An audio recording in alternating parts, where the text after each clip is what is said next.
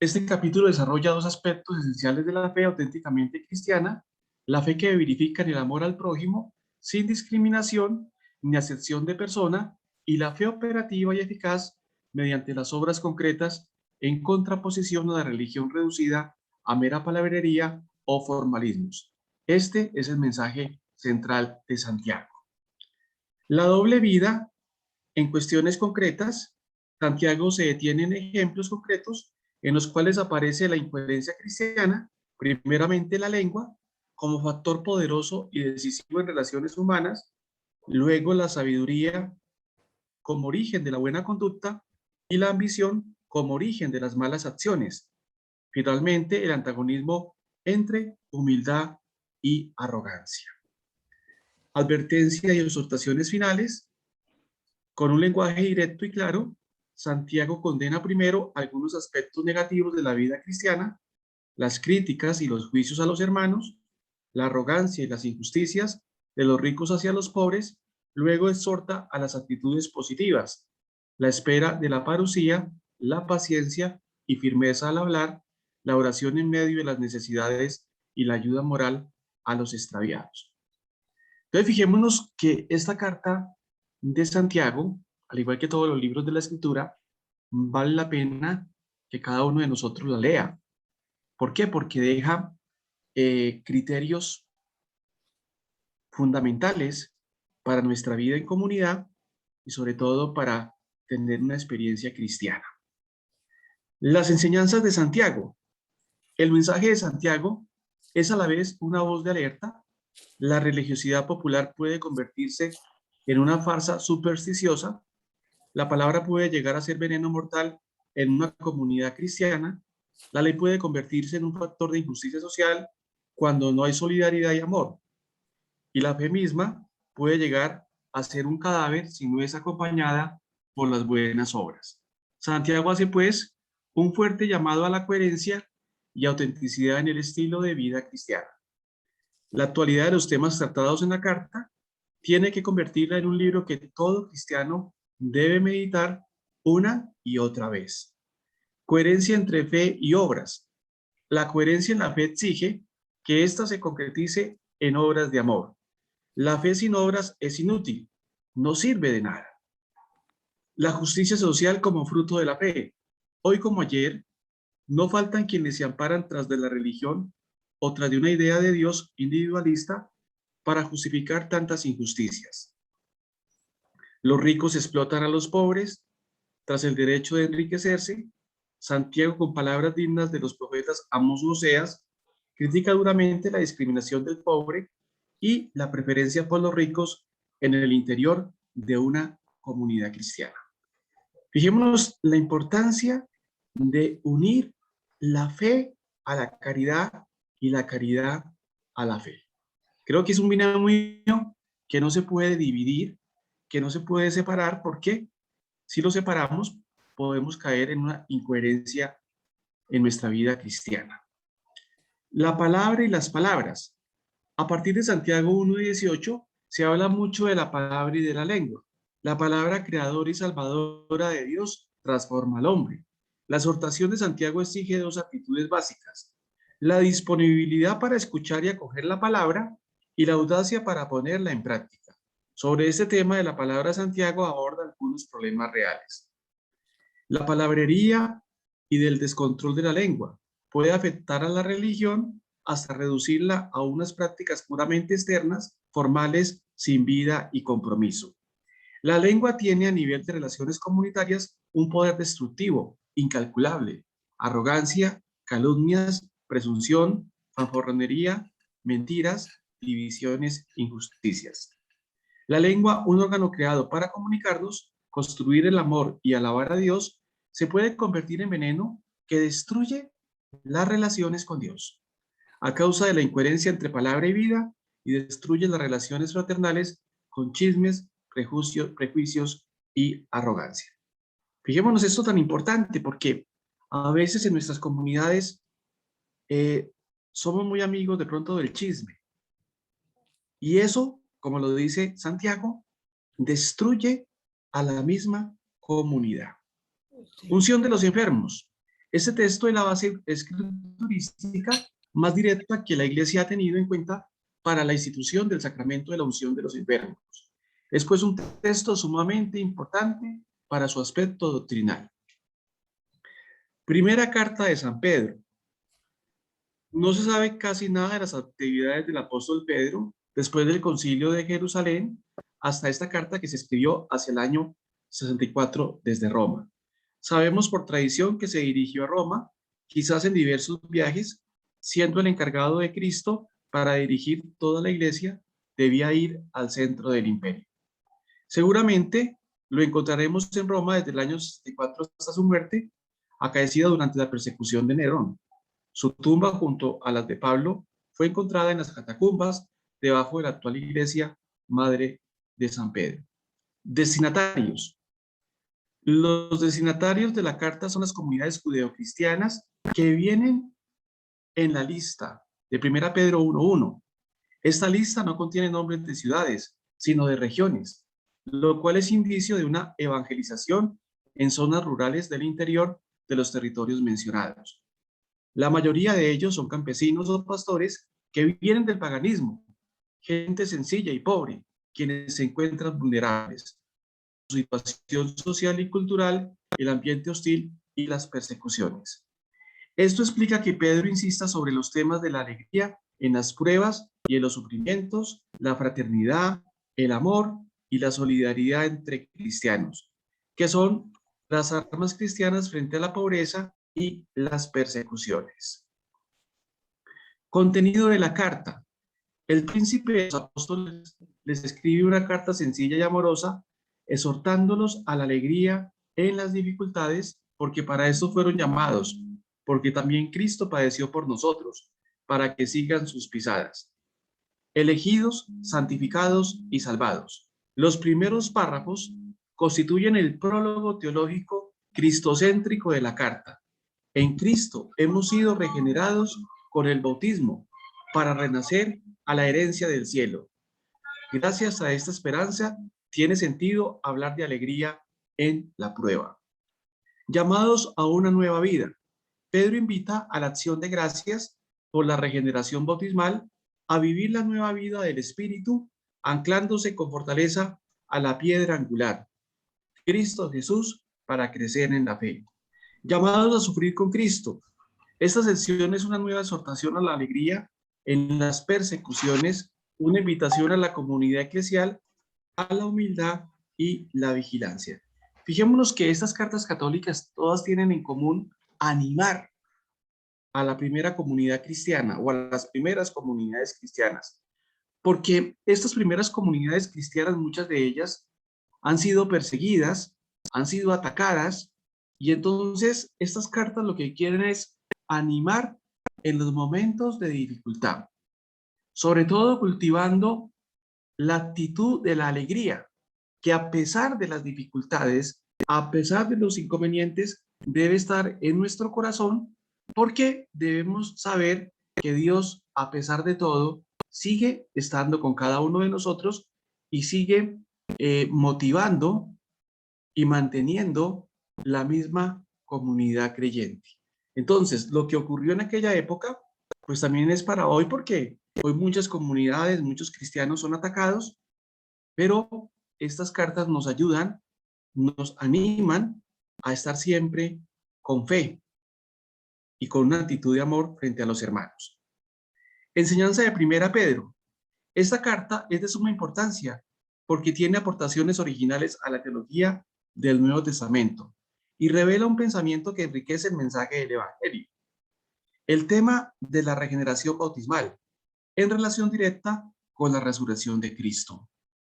El tema de la pasión de Cristo en relación con el sufrimiento de los cristianos y el texto extraordinario sobre los creyentes, quienes han sido transformados en piedra viva para construir sobre Cristo, la piedra angular, una casa espiritual. Segunda carta de Pedro. La segunda carta de Pedro es un escrito que tiene todas las características de un testamento, en el que la persona, ya cerca de la muerte, escribe a los suyos para darles sus últimas recomendaciones. El contenido de la carta está bien estudiado y estructurado. La palabra clave es el conocimiento de Cristo Jesús, que la comunidad tendrá que buscar y guardar contra las falsas doctrinas y los maestros engañosos. Los 3 capítulos responden a 3 inquietudes muy presentes en la comunidad de finales del primer siglo.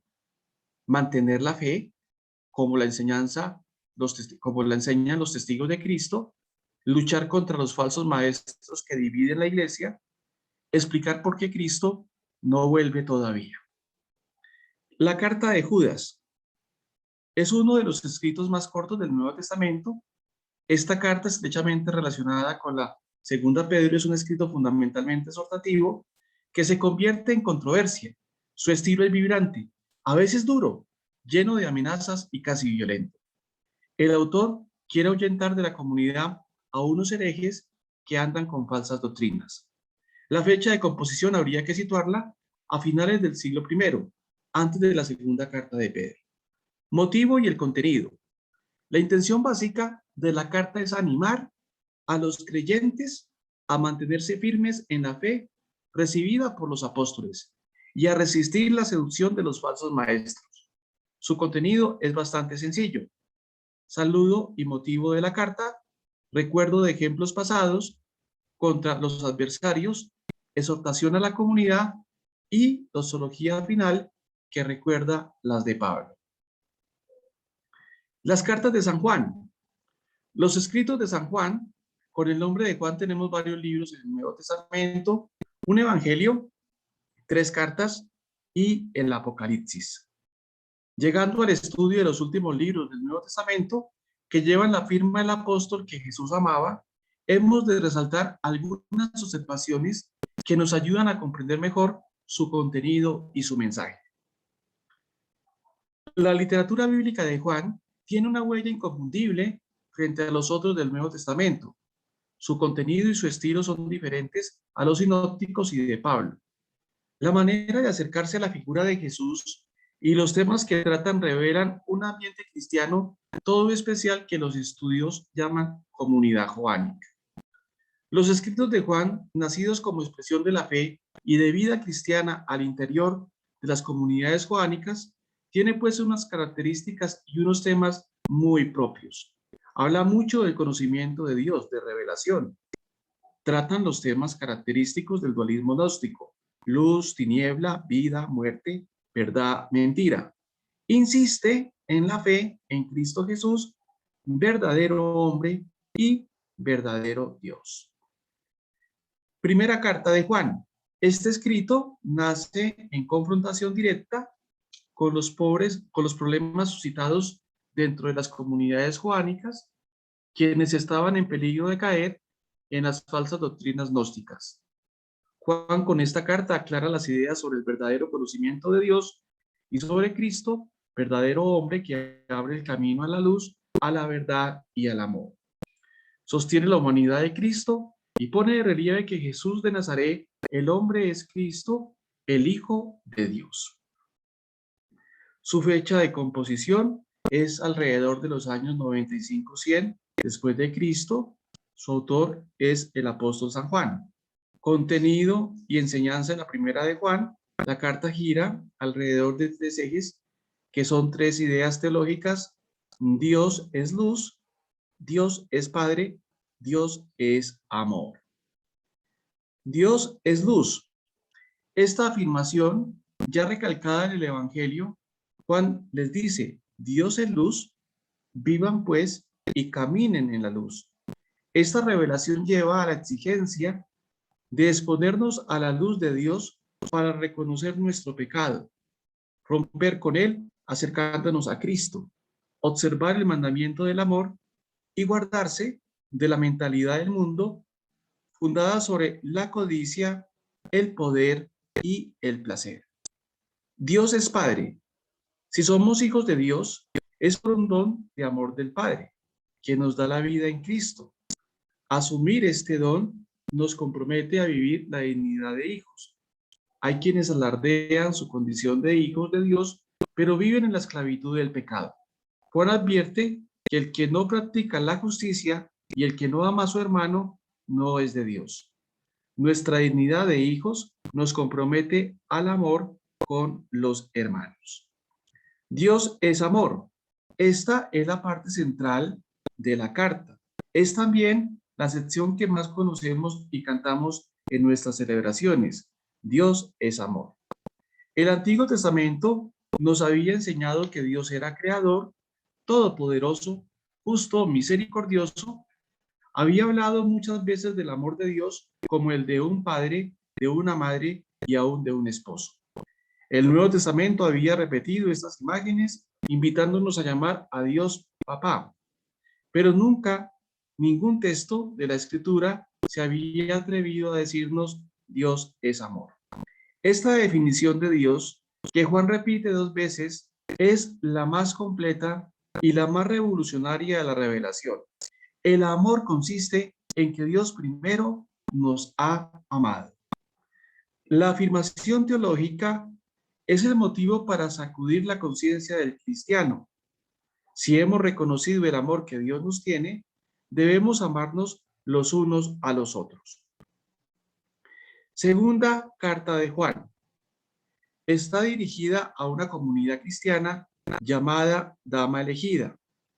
Esta iglesia es amenazada por seductores que no confiesan a Jesucristo venido a la carne. Juan recomienda la pureza de la fe, el amor fraterno y la ruptura con esos falsos maestros. Tercera carta de Juan es un pequeño escrito y va dirigido a una persona particular que se llama Gallo y tiene como motivo un conflicto entre el presbítero y el jefe de la comunidad, Diotrefes. Juan, el presbítero, alaba a Gallo porque se mantiene en la verdadera fe y ha acogido con hospitalidad a los misioneros. La carta termina con una exhortación a Gallo. El valor de esta pequeña carta estriba en que nos abre una ventana para conocer algo de la organización y los problemas de las primeras comunidades cristianas. La relación entre los jefes de la comunidad y los misioneros era a veces conflictiva. Diotrefes pretendía tener el control de la comunidad, rechazando a los misioneros. Venimos a un texto, a un libro que siempre suscita misterio, suscita dudas, a veces se utiliza mal porque no se sabe interpretar, que es el libro del Apocalipsis. Recordemos que el Apocalipsis es un género literario, que tiene como misión motivar a la comunidad creyente en momentos de peligro, en momentos de dificultad. Y también el Apocalipsis nos ayuda a interpretar la historia desde los ojos de la fe para afirmar que el Señor es el Señor de la historia. Entonces, vamos a ver el Apocalipsis, los elementos más llamativos para poderlo comprender, para poderlo entender. Último libro de la Biblia, fascinante y misterioso, porque su lenguaje atractivo y a la vez desconcertante, con sus imágenes apocalípticas, simbólicas, nos desorientan y volvemos a preguntarnos una y otra vez, ¿qué quiere decir esta visión? Y estos números, y estas imágenes de animales extraños.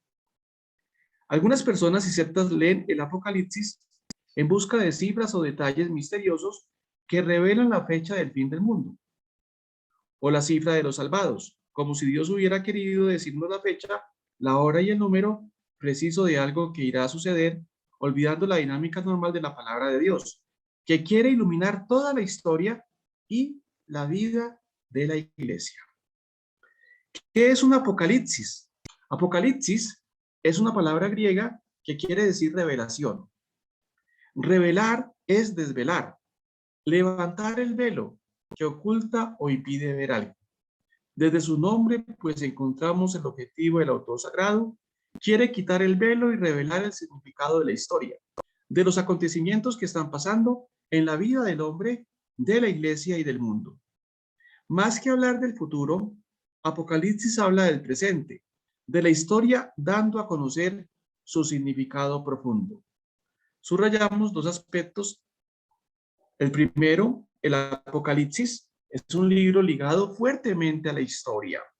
Nació en el contexto difícil de los primeros tiempos de la iglesia perseguida y en continuos peligros de falsear el contenido de la fe en Cristo y de la vida cristiana. El Apocalipsis es un libro de esperanza. Quiere mostrar a la comunidad perseguida el significado histórico de sus luchas por la fe. De ese Jesús de Nazaret, cuya historia parece insignificante para el mundo, hacia el Cordero victorioso que rige los destinos del mundo. Género literario apocalíptico. Este género literario es una derivación de la profecía. El profeta habla en nombre de Dios. Recibe un mensaje que debe ser transmitido a los hombres. El Apocalipsis pone en escena a un vidente. Este asiste a visiones fantásticas cuya explicación recibe a través de un ángel o un enviado de Dios que le descifra el mensaje. Los dos, profecía y Apocalipsis, miran al mismo objetivo: revelar el significado divino de la historia y acontecimientos humanos. La característica principal del género apocalíptico es el simbolismo. Todo el Apocalipsis dice las cosas a través de símbolos donde las cosas materiales, los animales, los astros evocan y esconden realidades profundas. Significa un ángel. Un candelabro representa una iglesia particular. 7 lámparas de fuego o 7 ojos evocan a los 7 espíritus de Dios. ¿De dónde saca Juan sus símbolos? El simbolismo del Apocalipsis de Juan proviene en primer lugar del Antiguo Testamento. La serpiente, el paraíso, las plagas, las trompetas, y también de la literatura judaica del tiempo, sol, luna, astros. Allí podemos encontrar entonces la revelación del nombre divino, las plagas de Egipto, el paso del Mar Rojo, el arca de la alianza, la escena del Hijo del Hombre de Daniel, la descripción del juicio final de Daniel, la visión del trono de Dios de Ezequiel. Los símbolos usados pueden agruparse así. Símbolos cósmicos significa la dimensión celestial, la presencia de Dios, sobre todo los cataclismos, rayos, sol negro, terremotos, expresan la presencia inmediata de Dios en la historia.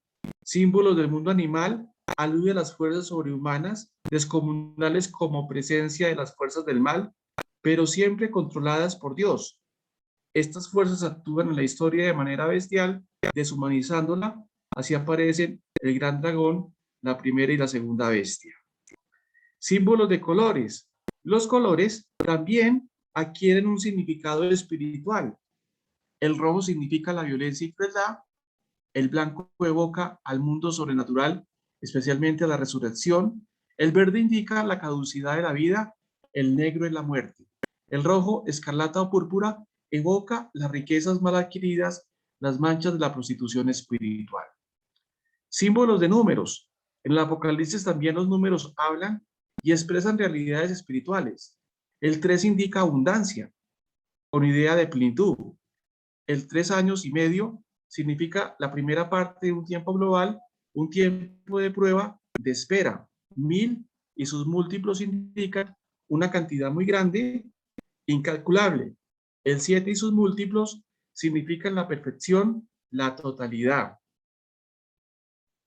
El 12 recuerda la historia de la salvación, el Antiguo Testamento con sus 12 tribus o la iglesia. El número 6 y sus múltiplos indican la parcialidad, la imperfección o un tiempo breve limitado. Todo este simbolismo y las visiones resultan un fenómeno curioso. De un lado, este género literario se hace llamar revelación, o sea que quiere revelar, explicar, y de otro lado está escrito en un lenguaje tan oscuro que desalienta a los lectores. Parece que explica todo y nos quedamos peor que antes. Algunas respuestas a esta inquietud.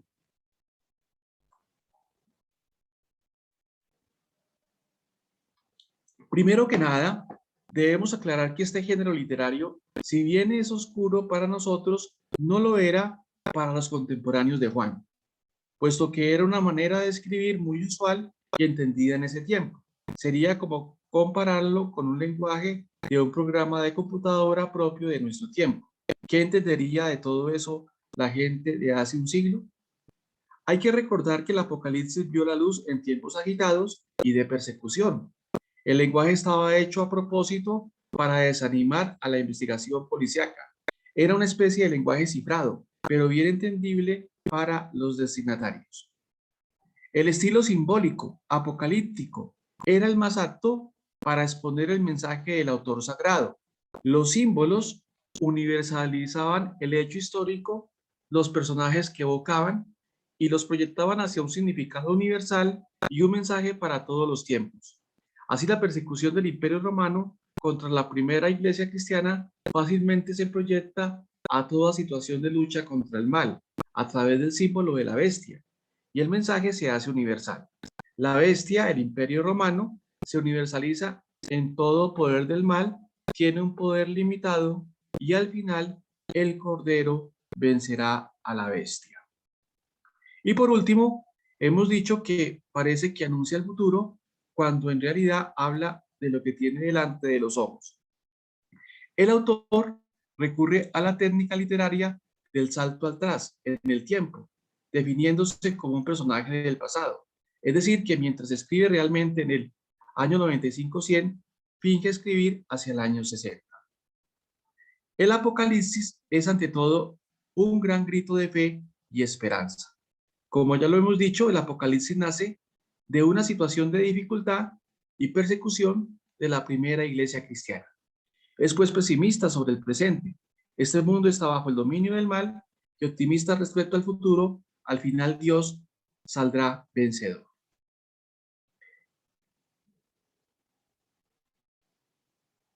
Como lo vimos en la lección anterior, el libro estaba destinado a alentar a los cristianos en medio de las pruebas y la persecución.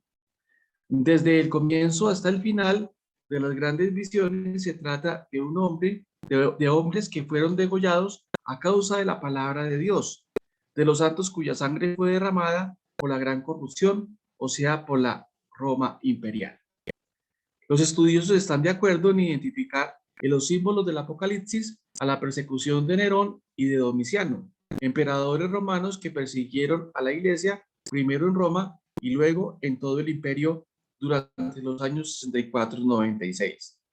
Sin embargo, la crisis y luchas que menciona el Apocalipsis, no solo de persecuciones externas, en los primeros 3 capítulos se habla de una crisis interna de la iglesia a la cual hace frente el apóstol con la carta a las 7 iglesias. Estructura y contenido del Apocalipsis, un prólogo donde encontramos con la solemnidad de una liturgia. Juan establece que Cristo Jesús está al centro de todo el libro. Apocalipsis, revelación de Jesucristo. La primera visión, las 7 cartas a la iglesia. Juan, desde el destierro en la isla de Patmos, donde ha sido relegado a causa de su valiente predicación de la palabra de Dios, se une a todos los cristianos y comparte las tribulaciones de las comunidades. Allí es testigo de una revelación, ve a Cristo resucitado y recibe el encargo de una misión profética. Con esta garantía de ser profeta de Cristo, redacta las cartas a las iglesias en nombre de Cristo. Cristo interpela a la iglesia con autoridad divina, reconoce y valora los progresos de su fe, más también les echa en cara sus defectos y culpabilidad. El objetivo de estas cartas es la conversión leal de la iglesia, prepararla y purificarla a fin de que pueda acoger toda la revelación. La iglesia aparece representada por el número simbólico de 7 comunidades, indicando en su totalidad a la iglesia universal. Pero esta universalidad no le quita nada al realismo, pues Cristo habla a una iglesia concreta, a una comunidad con los problemas iguales a los nuestros, de manera que toda comunidad cristiana se puede reconocer en ellas. En las cartas se puede descubrir una misma estructura. Dirección de la carta, señala las 7 ciudades de Asia Menor, siguiendo la ruta del correo imperial, autopresentación de Cristo, aparece el Señor revestido de unas características especiales para cada comunidad. Alabanza, el Señor alaba lo bueno que hay en la comunidad. Solo para la iglesia de Sardis y de la Odisea no hay alabanzas. Reproches, Cristo Jesús recrimina con severidad los pecados de la comunidad. No hay reproches por las iglesias de Esmirna y Filadelfia. Exhortaciones a la conversión. En todas las cartas se repite con insistencia la urgencia de la conversión. Es la parte central de cada carta. Promesa del vencedor. Con esta palabra de vencedor, Cristo designa a quien le será fiel en la prueba. A él promete participar en su vida pascual. Fórmula de aviso: el que tenga oídos que escuche lo que el Espíritu dice a las iglesias. La segunda parte, interpretación profética de la historia. Una iglesia general invade toda la sección. Hay una lucha total entre el bien y el mal. La iglesia se mueve dentro de esta lucha de su tiempo y de todos los tiempos. La presencia de Cristo en ella es garantía de segura victoria. El trono, el libro y el cordero. Esta sección forma el preludio majestuoso a otras visiones. Ha sido colocada aquí con un sentido preciso: inculcar la fe en la providencia y sabiduría de Dios, aunque la realidad sea engañosa. La historia está vista desde donde debe verse, desde los ojos de Dios.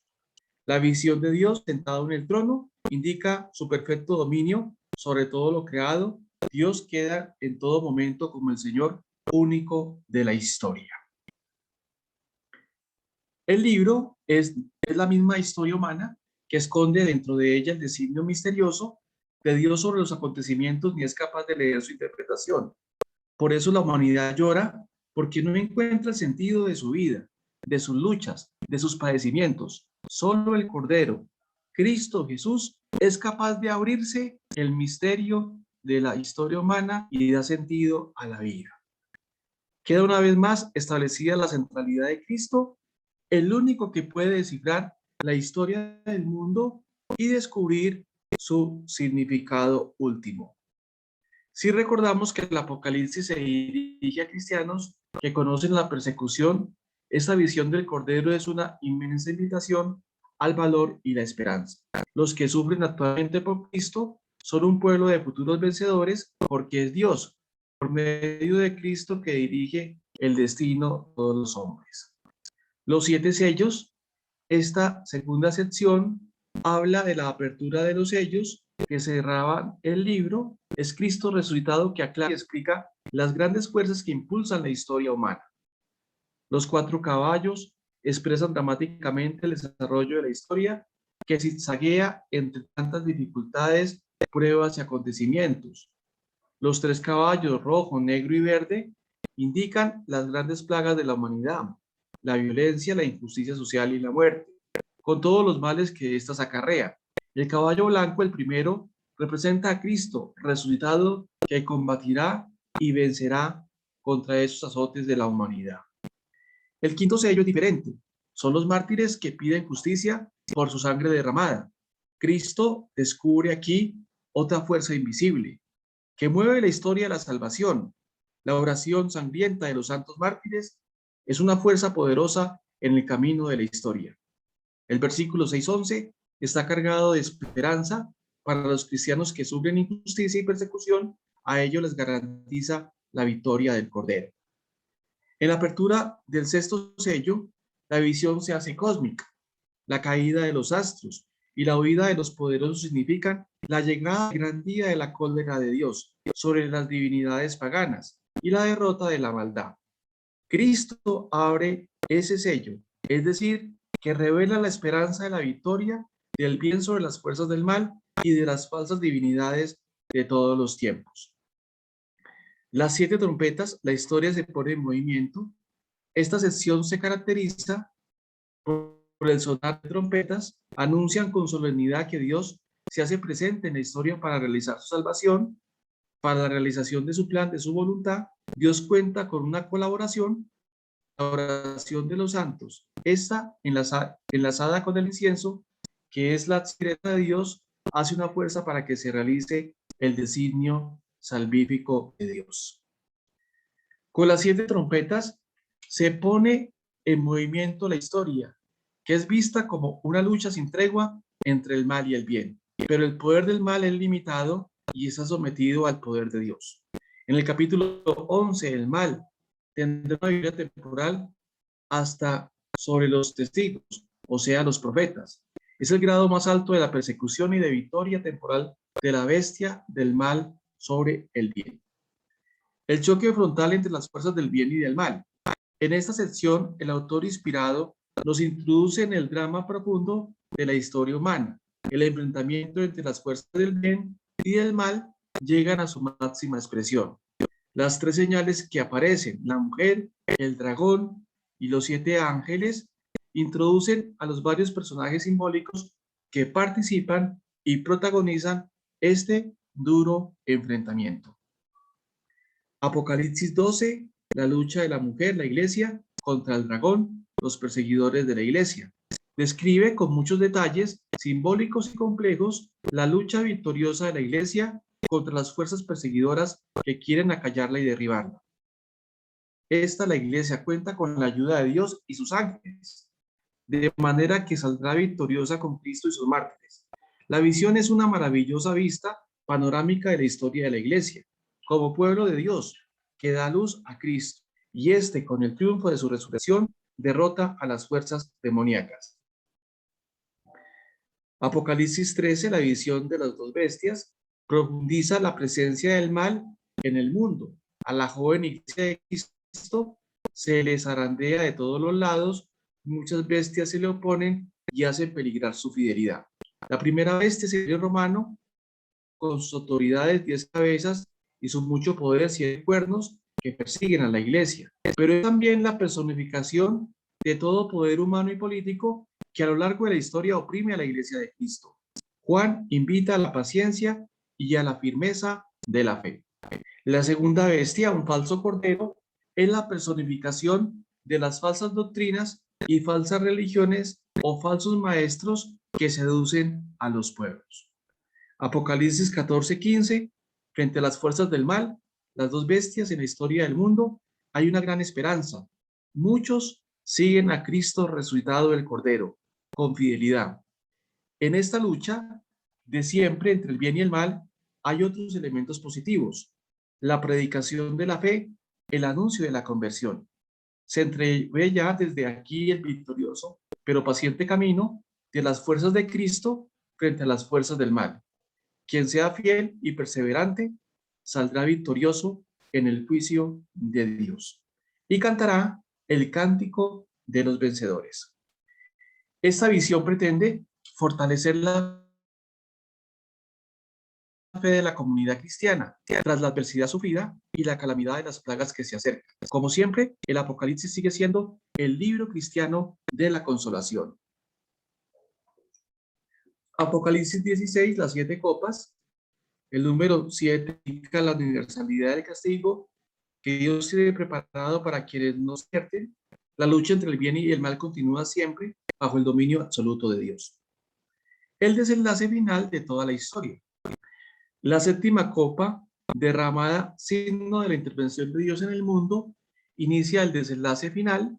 Cristo y los suyos van aniquilando progresivamente todas las fuerzas negativas que han corrompido a la humanidad con el gozo total desbordante de todas las criaturas. Después de la derrota de la prostituta, de la gran ciudad y de las 2 bestias, por último le toca al enemigo número 1, origen del mal, el gran dragón, Satanás. Juan, con la gloriosa visión del capítulo 19, revela la idea central del Apocalipsis. En medio de la tribulación y a pesar de un triunfo aparente y temporal de las fuerzas del mal, en la gran lucha del bien y del mal de toda la historia humana, hay la segura esperanza del triunfo de Cristo, del bien de los cristianos fieles. En el capítulo 20, la visión se enriquece de símbolos que han dado motivos a varias interpretaciones. Un ángel arroja a Satanás al abismo donde permanecerá encadenado por 1000 años. Entonces todos los mártires vuelven a la vida y reinan con Cristo estos 1000 años. Luego Satanás, de nuevo desencadenado, emprende un último combate contra el pueblo de Dios antes de ser juzgado y precipitado para siempre al estanque del fuego. Después de esto se celebra el juicio final, precedido de la resurrección general de los muertos. Ese texto ha dado motivo a varias interpretaciones erróneas. Algunos piensan en un paraíso terrenal de 1000 años antes del cielo. Otros, entre los cuales algunos padres de la iglesia de los primeros siglos dieron origen a la doctrina del milenarismo, pensaban que Cristo vendría de nuevo a tierra después de un tiempo. Su retorno sería acompañado por la resurrección de los justos que vivirían en la prosperidad durante 1000 años. Luego vendría la resurrección final. Algunos protestantes, en fin, lo interpretan como doble resurrección, los de los justos y la de los condenados. Pero no se puede interpretar literalmente este texto en un marco de visiones simbólicas. La Iglesia hoy nos orienta a esta interpretación espiritual. La primera resurrección de los 1000 años es la vida nueva que el hombre recibe cuando se adhiere a Cristo en la fe con el bautismo. El reino de los 1000 años corresponde entonces a toda la vida de la Iglesia, desde Pentecostés hasta el fin de los tiempos. El tiempo de la vida de la Iglesia, pero no sería exento de la presencia del maligno. Juan habla de estos últimos tiempos, de los mismos términos del Evangelio y de los profetas Daniel y Ezequiel. Los cielos nuevos y la tierra nueva. Después de dejar en claro que el combate entre la Iglesia y sus oponentes, entre el bien y el mal, entre Cristo y Satanás, tiene como vencedores definitivos a Cristo, la Iglesia y los que se mantuvieron fieles a su fe, Juan termina con la esperanza de toda la historia. La esposa del Cordero, o sea, la Iglesia, tiene un futuro de gloria. Todo lo que ansiaba la humanidad desde el Génesis se realizará. La esposa luego se cambia como símbolo en ciudad y la nueva Jerusalén sustituye a la antigua. La historia llega a su plenitud con un nuevo Génesis, donde el hombre fiel a Cristo reencuentra la plenitud de su vida en la comunión con Dios y con los hermanos. Es la realización del reino de Dios. Y viene un epílogo, la conclusión del Apocalipsis se estructura en forma de diálogo litúrgico, donde interviene el autor sagrado, el ángel Jesús y la asamblea. Hay 3 mensajes principales. Juan recibe la orden profética de revelar los secretos del sentido de la historia. Cristo Jesús se presenta como recapitulación de toda la historia e invita a una actitud, y la actitud es de una oración de espera. Maranatá, ven Señor Jesús. Explicación de algunos símbolos. El libro del Apocalipsis merece que tengamos claros los elementos del lenguaje simbólico. Los 24 ancianos son las 12 tribus de Israel, más los 12 apóstoles del Cordero, representan la totalidad de los santos que han intervenido activamente en la historia de la salvación. Los 4 seres vivientes, león, toro, hombre y ángel, significa el mundo de las criaturas que Dios domina y que están al servicio del Todopoderoso. La tradición de la Iglesia ha visto siempre en esos 4 vivientes también los símbolos de los 4 evangelistas: Marcos león, Mateo hombre, Juan águila y Lucas toro. El Cordero es Jesús, Hijo de Dios, inmolado en la cruz, manso y dócil, quien sin embargo es redentor y victorioso sobre la historia. Los 7 cuernos y los 7 ojos del Cordero indican plenitud de poder, los cuernos, y perfección de la ciencia, los ojos. Los 144.000 de los marcados con el sello son los cristianos marcados por el bautismo. El número es simbólico, 12 por 12 por 1000, es decir, todos los hombres buenos del pueblo de Dios de la antigua y nueva alianza. Los 2 testigos y la bestia. Los 2 testigos indican a los discípulos profetas de Cristo, los anuncia el Evangelio. La bestia es el mal personificado. El mal dañará también a los profetas, pero después de 3 días y medio, un tiempo breve, serán elevados por el Espíritu y serán incorporados a la victoria de Cristo. Y la mujer, este símbolo es muy rico, directamente en la iglesia, pero la tradición ve en ella también a María. El dragón Es la bestia que será vencida por último. Es la persecución de las fuerzas demoníacas, presentes a lo largo de la historia. Las dos bestias, la primera bestia, surge del mar y personifica las potencias hostiles a Dios, directamente Roma y su imperio, pero es todo poder político que se opone a Dios y se hace adorar. La segunda bestia surge desde la tierra, que es el horizonte donde se desarrolla la historia humana. Es el falso profeta, representa toda falsa doctrina con su poder de persuasión y halagos. Es la bestia más cruel, según las reglas de la simbología del número leído en caracteres hebraicos. Este número corresponde a Nerón César. Juan, con mucha ironía, señala que el poder demoníaco se encarnó en este emperador romano, aborrecido por los cristianos. Pero la cifra no es 77, es decir, el dato total, sino es 66. Eso se refiere a una violencia cruel, pero no total. La cifra indica su limitación para considero son los fieles a Cristo, los que se quedan firmes en la fe frente al imperio, a las asesinas, son 12 por 12 por 1000, es una multitud grande del antiguo pueblo de Dios y de iglesia. Los tres ángeles son los predicadores del reino de Dios, los profetas, los misioneros que anuncian conversión, son también los heraldos de Dios que anuncian el juicio sobre la historia humana. Babilonia, la prostituta, directamente Roma y el Imperio Romano, pero es también todo el poder político que se opone al plan salvífico de Dios en Cristo. Las 7 cabezas son las 7 colinas de Roma y sus 7 emperadores, el sexto es Nerón y el séptimo es Domiciano. Los 3 espíritus inmundos en forma de sapos son los mensajeros de la Trinidad infernal en contraposición de la Trinidad celeste, que actúan como sapos en las tinieblas y clandestinamente. Gog y Magog es el proverbial símbolo de todas las potencias hostiles al pueblo de Dios, las cuales combaten a la iglesia con poderes terrenales animados por Satanás. Las enseñanzas en el Apocalipsis. El gran libro de la esperanza cristiana. Desde la primera a la última página, aletea el grito esperanzador. Tengan paciencia, sean fuertes en la prueba, porque el mal será vencido. Cristo, el Cordero victorioso, llevará consigo a los que serán fieles a él. Juan invita a todos los cristianos de todos los tiempos a no claudicar y a tener viva la esperanza en la iglesia de Cristo. Bueno, creo que aquí están los elementos básicos del Apocalipsis. En estos días, con Fray Hernán, haremos la entrega pues, de estos materiales, de la grabación y de un subsidio para que ustedes allá en sus casas estudien detalladamente el libro del Apocalipsis.